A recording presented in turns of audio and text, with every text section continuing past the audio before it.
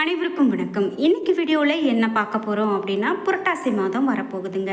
புரட்டாசி மாதம் சனிக்கிழமையில் விரதம் இருந்து மஞ்சள் நிற ஆடை உடுத்தி பாத யாத்திரையாக திருப்பதிக்கு போகக்கூடிய ஏழுமலையானுடைய பக்தர்கள் நிறைய பேர் இருப்பாங்க.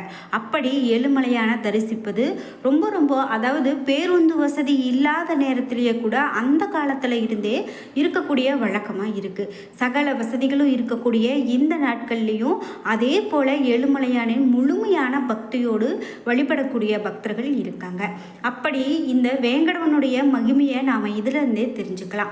குறிப்பாக புரட்டாசி அப்படின்னு சொன்னதுமே முதல்ல நமக்கு திருப்பதி ஏழுமலையானுடைய வழிபாடு தான் ஞாபகத்துக்கு வரும். அதனால தான் புரட்டாசி மாதத்தை பெருமாள் மாதம் அப்படின்னு சொல்கிறோம். இந்த புரட்டாசி மாதம் சனிக்கிழமைகளில் மேற்கொள்ளப்படக்கூடிய விரதம் மிக மிக சக்தி வாய்ந்தது அப்படின்னு சொல்லலாம். புண்ணியத்தை இரட்டிப்பாக்கி தரக்கூடிய வல்லமை இந்த புரட்டாசி மாத ஏழுமலையானுடைய வழிபாட்டிற்கு உண்டு அப்படின்னு சொல்லலாம். எனவே பெருமாள் பக்தர்கள் புரட்டாசி மாதம் முழுவதுமே வழிபாடு செய்வதை வழக்கத்தில் வச்சிருப்பாங்க. இந்த வீடியோவை பார்த்துட்டு இருக்கக்கூடிய நீங்களும் புரட்டாசி மாதத்துல பெருமாளுடைய வழிபாடை மேற்கொள்வீங்க அப்படின்னா மறக்காம இந்த வீடியோக்கு ஒரு லைக் பண்ணிட்டு கீழே கமெண்ட் பாக்ஸ்ல ஏழுமலையானுக்கு கோவிந்தா என்று வாசகத்தை பதிவிட்டுருங்க. அதே போல உங்களுக்கு திருப்பதி போகக்கூடிய பழக்கம் இருக்கு அப்படின்னா மறக்காம வீடியோக்கு ஒரு லைக் பண்ணிட்டு கமெண்ட் பாக்ஸ்ல திருப்பதி ஏழுமலையானுக்கு கோவிந்தா என்ற வாசகங்களை பதிவிட்டுட்டு வீடியோவை தொடர்ந்து பாருங்க. கண்டிப்பா இந்த புரட்டாசி மாதத்துல பெருமாளுடைய வழிபாடு நம்மளுடைய வாழ்க்கையில் மிக பெரும் நல்ல மாற்றங்களை ஏற்படுத்தும் அப்படிங்கிற ஒரு நம்பிக்கையோட வீடியோவை தொடர்ந்து பார்க்கலாம். அதே போல் இந்த வீடியோவை பார்த்துட்டு இருக்கும்போது உங்களுடைய தனிப்பட்ட கருத்து, நீங்கள் திருப்பதி போய் வழிபட்டுட்டு வந்தீங்க அல்லது இந்த புரட்டாசி மாதத்தில் இப்படி வழிபாடு செய்தால் நல்லாயிருக்கும் அப்படின்லாம் உங்களுக்கு தோணுச்சு அப்படின்னா மறக்காமல் கமெண்ட் பாக்ஸில் பதிவிட்டுருங்க. நீங்கள் இன்னும் உற்சாகம் டிவி சேனலை சப்ஸ்கிரைப் பண்ணாமல் இருந்தால் சப்ஸ்கிரைப் பண்ணிக்கோங்க. கூடவே இருக்க பெல் ஐகானை மறக்காமல் கிளிக் பண்ணிடுங்க. வாங்க வீடியோக்குள்ளே போகலாம். உங்களுக்கு ஜாதகத்தில் ஜோதிடத்தில் சந்தேகங்கள் இருக்குது, நான் அதை தெரிஞ்சுக்கணும், எனக்கான பலனை நான் முழுமையாக தெரிஞ்சுக்கிட்டால் நல்லாயிருக்கும் அப்படின்னு நினச்சிங்கன்னா மறக்காமல் ஸ்ரீ வராகி அம்மன் ஜோதிட நிலையத்தை தொடர்பு கொள்ளுங்கள். அங்கு சொல்லப்படக்கூடிய பரிகாரங்களும் கருத்துக்களும் நம்மளுடைய வாழ்க்கையில் நல்ல ஒரு மாற்றங்களை ஏற்படுத்துது. அந்த வகையில் வராகி அம்மன் ஜோதிட நிலையத்தின் தொலைபேசி எண் இந்த வீடியோக்கு கீழே டிஸ்கிரிப்ஷனில் கொடுத்துருக்கேன். நீங்களும் அந்த எண்ணுக்கு தொடர்பு கொண்டு பேசி பாருங்கள். கண்டிப்பாக அது உங்களுடைய வாழ்க்கையில் நல்ல ஒரு மாற்றத்தை ஏற்படுத்தும் வகையில் அமையும் அப்படின்னு சொல்லலாம். சரி, நாம இப்போ புரட்டாசி மாதத்தை பற்றி பார்த்துட்டு இருக்குங்க. இந்த புரட்டாசியில் பெருமாளை சென்று வழிபாடு செய்தோம் அப்படின்னா தீராத ஒரு பாவமோ தீராத கஷ்டமோ கூட தீரும் அப்படின்லாம் சொல்லுவாங்க.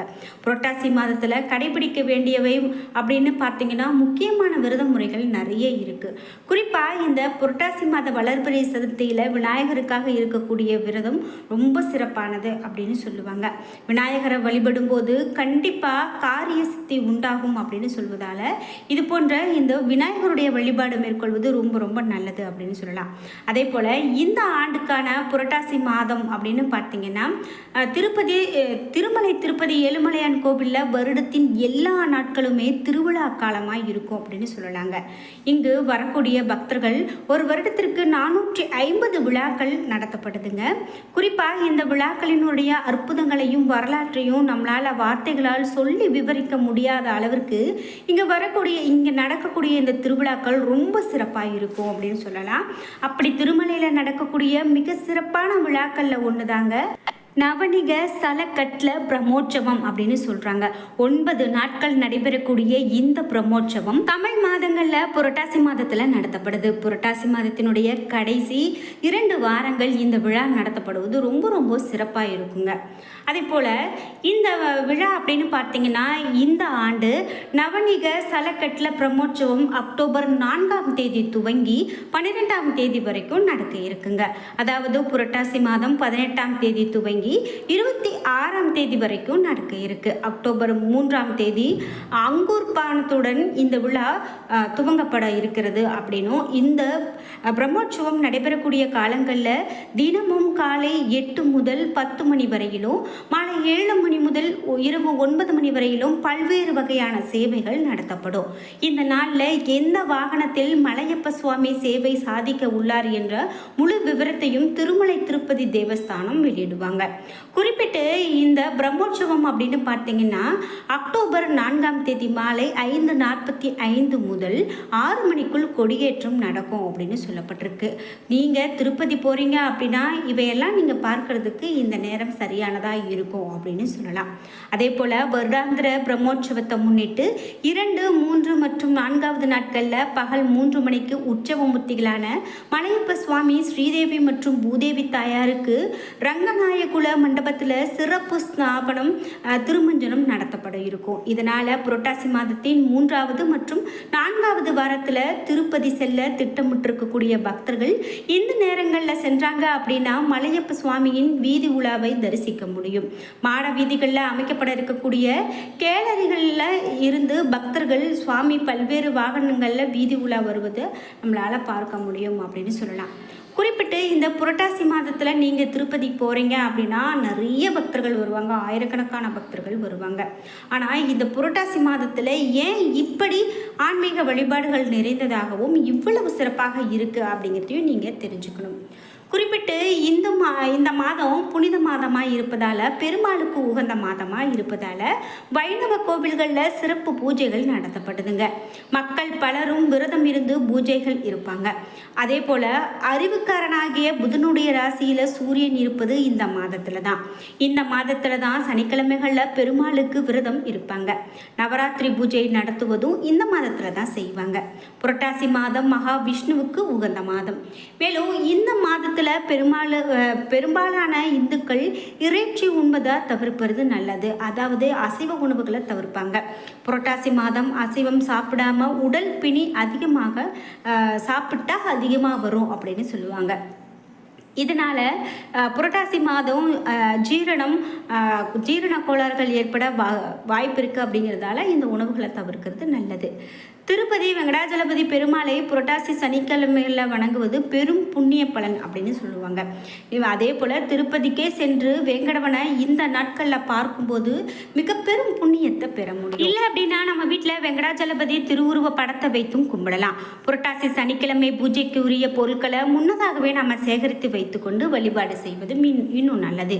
திருமலை வெங்கடாஜலபதி பெருமாளுடைய படம் ஒன்று வைத்து மாலை சூட்டி வெங்கடேச அஷ்டகம் சொல்லி பூஜை செய்யலாங்க. சில பேர் வெங்கடேச பெருமாளுடைய முகத்தை மட்டும் வைத்து பூஜை செய்வதும் உண்டு. துளசியால பெருமாளை அர்ச்சிப்பது மிகவும் உகந்தது அப்படின்னு சொல்றாங்க.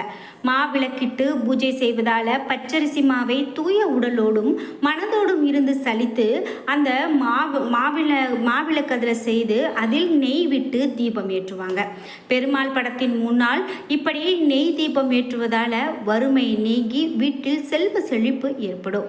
எனவே இந்த மாதத்தில் தவறாமல் வழிபாடுகளை செய்து தெய்வங்களை மற்றும் முன்னோர்களுடைய நலன்களையும் நல்லாசிகளையும் பெறலாம் அப்படின்னு கூட சொல்லலாங்க. குறிப்பிட்டு இந்த புரட்டாசி மாதத்தில் இப்படி நாம் பெருமாளை வழிபாடு செய்யும்போது நாம் கடைபிடிக்க வேண்டிய விஷயங்கள் நிறைய இருக்குது. அந்த வகையில் இந்த வருடம் நீங்கள் புரட்டாசி விரதம் இருக்கீங்க அப்படின்னா இவையெல்லாம் கடைபிடித்து வாங்க. கண்டிப்பாக வாழ்க்கையில் எப்போதுமே நன்மையான பலன்கள் இருக்கும் அப்படின்னு சொல்லலாம். புரட்டாசி மாதத்தில் வரக்கூடிய சஷ்டி ஆகட்டும் அல்லது சதுர்த்தி ஆகட்டும் எல்லாமே முக்கியமானது. குறிப்பிட்டு அமாவாசையை மகாலயபட்ச அமாவாசை அப்படின்னு சொல்லுவாங்க. மகாலட்சுமி விரதம், திருவோண விரதம், இது எல்லாமே இந்த மாதத்தில் கடைபிடிக்கிறது இன்னமும் நல்லது. குறிப்பிட்டு மகாலயபட்சம் அப்படின்னு பார்க்கும்போது முன்னோர்களுக்கான காலம்.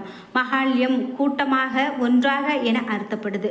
பட்சம் என்றால் 15 நாட்கள். நம்ம முன்னோர்கள் அனைவரும் கூட்டாக ஒன்றாக பித்ருலோகத்தில் இருந்து பூலோகத்திற்கு நம்ம வீட்டிற்கு வந்து நம்மை பார்க்கிறாங்க என்பது ஐதீகம். அன்றைய தினம் நம்மளுடைய முன்னோர்களை வணங்கி வழிபாடுகள் செய்யலாம். இந்த நம்ம வீட்டில் சகல ஐஸ்வர்யங்களும் நிறைந்திருப்பதற்காக ஏழுமலையானை நினைத்து வழிபாடு செய்து இந்த புரட்டாசியிலே இப்படி நாம் விரதங்கள் கடைபிடித்தோம் அப்படின்னா போதும். அதுவே நம்மளுக்கு மிக பெரும் சிறப்பாக இருக்குது அப்படின்னு சொல்லலாம். குறிப்பிட்டு இந்த மாதத்தில் நாம் பெருமாளை வழிபாடு செய்வது, அங்கே போய் வழிபாடு செய்வது இன்னமும் நல்லது அப்படின்னு சொல்லலாங்க. நீங்கள் திருப்பதி போயிருக்கீங்க அப்படின்னா மறக்காமல் உங்களுடைய கருத்துக்களை கமெண்ட் பாக்ஸில் பதிவிடுங்க. அதே போல் இந்த வருடமும் திருப்பதி போகிறதுக்கான திட்டம் உங்ககிட்ட இருக்குது அப்படின்னா மறக்காமல் உங்களுடைய கருத்துக்களை கமெண்ட் பாக்ஸில் சொல்லுங்கள். என்ன நண்பர்களே, இன்னைக்கு வீடியோவில் நாம் திருப்பதி இந்த புரட்டாசி மாதத்தில் போகிறத பற்றியும் சிறப்பு விஷயங்கள் நிறைய தெரிஞ்சுக்கிட்டோம். இந்த வீடியோ உங்களுக்கு மிகவும் பயனுள்ளதாக இருந்திருக்கும். வீடியோ உங்களுக்கு பிடிச்சிருந்தா லைக் பண்ணுங்கள், ஷேர் பண்ணுங்கள், கமெண்ட் பண்ணுங்கள். நீங்கள் இன்னும் உற்சாகம் டிவி சேனலை சப்ஸ்கிரைப் பண்ணாமல் இருந்தால் சப்ஸ்கிரைப் பண்ணிக்கோங்க. கூடவே இருக்க பெல் ஐக்கானை மறக்காமல் கிளிக் பண்ணிடுங்க. நன்றி வியூவர்ஸ்.